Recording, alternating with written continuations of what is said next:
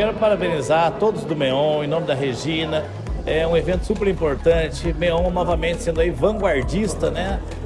Em temas que ainda nem estão ainda em sintonia, né, com as pessoas. Então temas aí que serão necessários, não só para as pessoas, mas nas gestões públicas, né, de todos os municípios.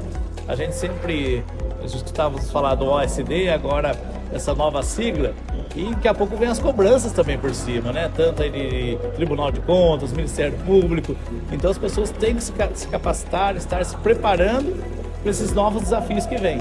Hoje a sustentabilidade é fundamental, nós temos que prever todas as nossas ações, já pensando na sustentabilidade sempre, e o MEON aí, já partindo aí para esses debates, para esses encontros, para essas experiências, né?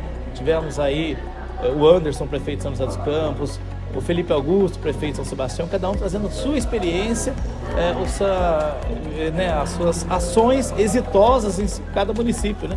São José dos Campos uma referência aqui no Vale do Paraíba, e São Sebastião ali um exemplo de cidade resiliente, de superação.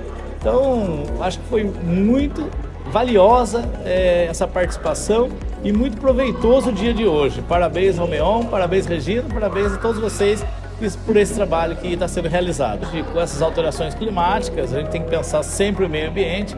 Minha cidade é um município muito extenso, são 809 quilômetros quadrados, o quarto maior município em extensão territorial do Vale do Paraíba, e ali é muita mata, muitos recursos hídricos. Temos a represa de Paraibuna com 2,6 bilhões de metros cúbicos de água. A caixa d'água do Vale é em Paraibuna, e nós não temos como pensar a primeira cidade do Alto Vale do Paraíba se a gente não fizer as ações constantes aí relacionadas ao meio ambiente. Hoje um orgulho para a gente, começamos agora no mandato passado, tratar o esgoto da nossa cidade. Então hoje já em 56% de zero, estamos tratando 56%, devolvendo uma água em excelente qualidade ao Rio Paraíba do Sul. Hoje temos aí PAR, estação produtora de água de reuso, que é muito mais que uma ET, uma estação de tratamento de esgoto. Então a gente devolve para o Rio Paraíba uma água de excelente qualidade que pode ser reutilizada, inclusive para lavar as praças, sabe? A gente quer demonstrar isso, o compromisso e a responsabilidade com o meio ambiente através desse trabalho que é executado na nossa cidade. Realmente para mim foi uma satisfação ter sido convidado para participar desse evento, né? São José dos Campos é uma cidade que tem uma tradição de promover eventos de alto nível, né? Por toda a base de conhecimento tanto empresarial como acadêmico que existe aqui, e esse evento foi mais um exemplo disso, né? Foi trazido para a discussão um tema que não tem talvez a visibilidade que deveria ter, né, na mídia, nas empresas, mas que certamente é um tema que está ganhando importância, está hoje na pauta da grande maioria dos executivos do Brasil e no mundo. E nós, da Sua Sistemas, temos assim uma alegria muito grande de poder trazer uma contribuição modesta, né, para esse tipo de evento, porque eu acho que mesclar um pouco da experiência que a gente traz, do que a gente já tem trabalhado com outras empresas em outros países que talvez estejam um pouco mais avançados na pauta ESG, né?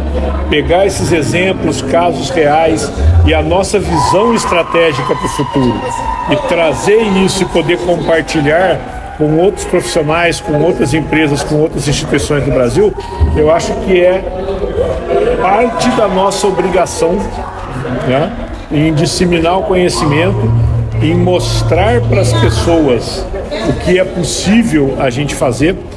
Porque quando a gente olha para o desafio, né, e vamos falar a verdade, nós estamos tratando de um desafio gravíssimo aqui, que é, em menos de 30 anos, mudar radicalmente quase todas as atividades econômicas e sociais que nós temos hoje para atingir uma economia realmente livre de carbono. Então é uma transformação que talvez nunca tenha acontecido nessa escala na história da humanidade, né? Muita gente acha que é um sonho inatingível, né? Um dos valores da DASO é mostrar às pessoas que o sonho é possível. Porque se você mostra para as pessoas que o sonho é possível, ela se mobiliza para fazer. Então, uma parte da nossa missão é essa, e eu espero que alguns dos exemplos que a gente conseguiu trazer aqui para o evento e a nossa visão de para onde a gente precisa caminhar tenham, no mínimo, inspirado mais pessoas aqui a se moverem na direção correta para a gente fazer a diferença que a gente precisa para a indústria, que é onde eu trabalho, para o Brasil e para o mundo. Um dos paradigmas que nós estamos tentando quebrar e que eu acho que é fundamental que seja quebrado, né, é um paradigma um pouco antigo de que sustentabilidade, né, e competitividade, ou sustentabilidade e desempenho financeiro eram questões antagônicas. Você tinha que escolher, ou eu vou ser sustentável ou eu vou ganhar dinheiro, né? A gente tem visto exemplos vários em diferentes setores da indústria em que esse paradigma não é verdade. Não sei se algum dia foi, mas hoje com certeza a gente tem casos concretos que demonstram que empresas com programas realmente sérios e bem implementados de sustentabilidade têm tido um desempenho financeiro melhor do que empresas que não se preocupam com isso, tá? Então eu acho que nós já estamos felizmente vivendo um momento, tá, onde as empresas não precisam mais escolher um ou outro.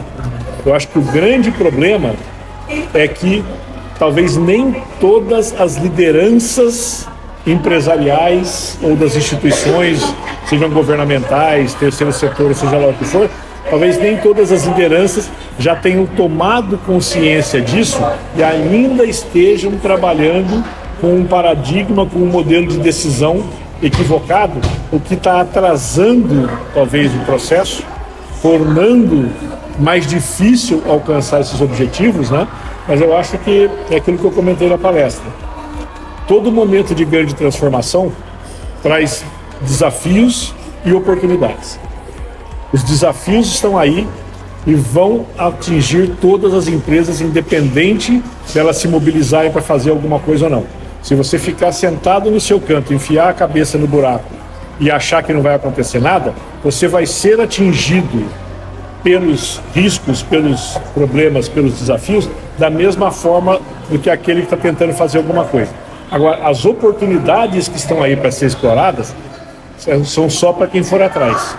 Então, as empresas que não forem proativas, que não buscarem sair na frente para aproveitar essas oportunidades antes da concorrência, vão estar perdendo uma oportunidade que talvez seja a única na história. Obrigada pelo convite e pela reflexão importante. De fato, como indivíduos, temos esse desafio e essa importante missão de levar essa conscientização, essa mudança de comportamento, porque antes de instituições, né, antes de representarmos uma empresa ou estarmos em uma posição pública ou no terceiro setor, antes de mais nada somos indivíduos. Então, a importância de cada vez mais levarmos essa conscientização sobre a forma como nos comportamos, a forma como agimos, sobre o que consumimos, sobre o que descartamos, porque tudo isso impacta o todo. Somos um ecossistema único, interligado, feito de conexões e trocas por pessoas, pela sociedade e pelo planeta.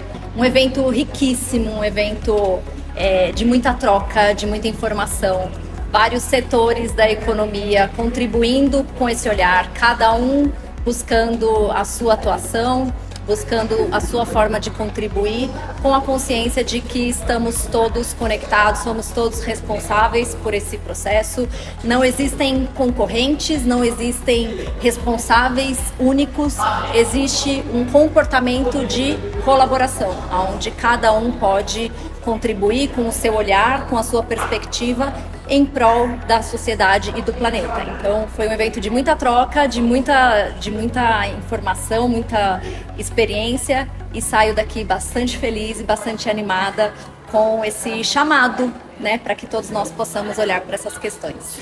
Eu acho que até foi pertinente a Luciana apontar ali a questão dos usos, ou dos maus usos do conceito ESG, né?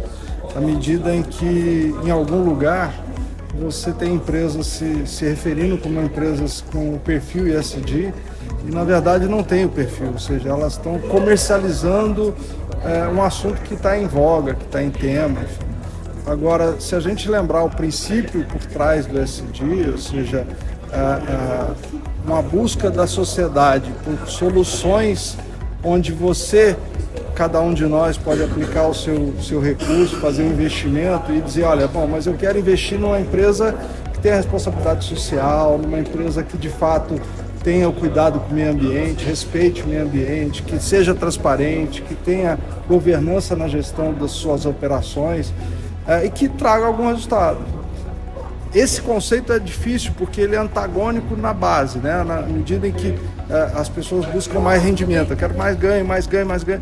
Mas em algum momento as pessoas começam a pensar, mas não adianta eu ter mais ganho se eu não estou deixando um legado para frente. Então eu preciso deixar um legado e começar a escolher uma alternativa que pode não ser aquela que traz o maior ganho, mas dentre elas você vai ter opção. Tem essa que traz um pouquinho mais, essa um pouquinho menos, essa tá ligada aqui com um aspecto que eu gosto, com um produto que está relacionado ao meu uso, então eu vou apostar nela. Então é importante ter isso. Nesse aspecto tem uma discussão no mercado europeu, né, na comunidade europeia, sobre criar alguma regra, criar uma matriz, né, uma régua, porque o conceito ESG, se você for buscar lá na história do que foi montado, ele começou com um aspecto, somou um outro e depois um outro, né? Começou discutindo primeiro a questão climática, de tomar ação de fato, de não ficar só no acordo governamental, mas trazer isso para a realidade empresarial e vincular a cessão de recursos a essas ações. E na medida em que isso foi acontecendo, vai se crescendo uma busca por normatização, porque cada financeiro, cada agente financeiro, fundo de investimento que ia investir, ele adotava um conjunto de critérios. E se os critérios são diferentes, os resultados também são diferentes, de repente a empresa que está lá sendo titulada como ESG não é na prática, enfim, ou é, mas num aspecto diferente da outra, tem mais, aí você começa a ter um desequilíbrio. Então a busca por uma régua, né, por um critério que atenda a todos é muito importante. Então a discussão é pertinente, é muito importante para a nossa realidade e para o nosso futuro. De o que pode ser instalado aonde, né? O plano diretor dos municípios funciona para isso. Depois você tem o regramento do zoneamento municipal, as autorizações de uso de solo e tal. E à medida em que se faz esse uso de solo, a denominação de uso de solo para uma região, isso tem que ser respeitado. Então, se aquela região é uma região para atividades industriais, entende-se que deve ter menos moradia ali perto. Então, quando você tem o vizinho, o aterro, na verdade o erro está na gestão pública, no sentido de que, mas espera aí, se tem um aterro ali não era para ter casa, não era para ter moradia próxima. Agora, por outro lado, a questão de você ter a opção de gerir o teu resíduo, poder ter a gestão de, olha, eu vou levar num pé, vou colocar isso num ponto de entrega voluntário, porque eu sei que ali esse resíduo vai ser aproveitado, vai ser reciclado, vai ser reusado eventualmente, né? A gente tem lugares no mundo que tem a roupa, você leva a roupa lá, não serve mais, cresci, engordei, sei lá, mudei o gosto e vou colocar ali para alguém usar. Por que não? A gente não tem muito essa prática no país. Ok, tem lá os brechós, tem os outros pontos de comercialização, tem as doações. Então é uma cultura que a gente precisa ir melhorando com o tempo. É uma questão muito de hábito, mas o hábito só aparece se tem algum tipo de pressão que me induz a ele ou me mostra. Só a voluntariedade às vezes é pouco.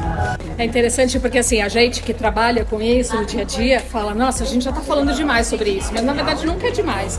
Eu gostei bastante também da ideia do poder público estar aqui, porque eles são importantes disseminadores, importantes lideranças, né, nesta pauta em todas.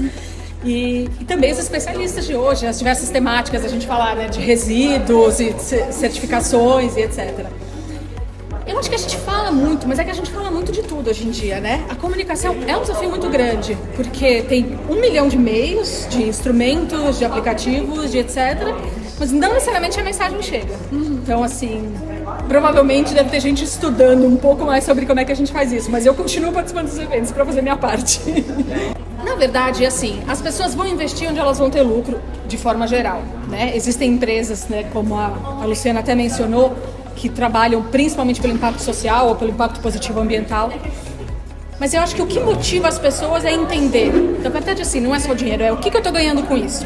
A hora que a pessoa começa a entender que faz sentido, financeiramente ou socialmente, ou para a comunidade dela, se ela tem uma forte conexão, uma forte identidade, Então a gente precisa criar pessoas e precisa criar conteúdos, etc., para as pessoas gostarem de estarem onde estão, ao invés de só ficar falando, ai, nossa, nos Estados Unidos isso aqui acontece. Não, tipo, aqui em São José tem essa iniciativa boa, tem essa política pública boa, e cada vez mais as pessoas estão se identificando com o território quanto com os temas e vão avançando.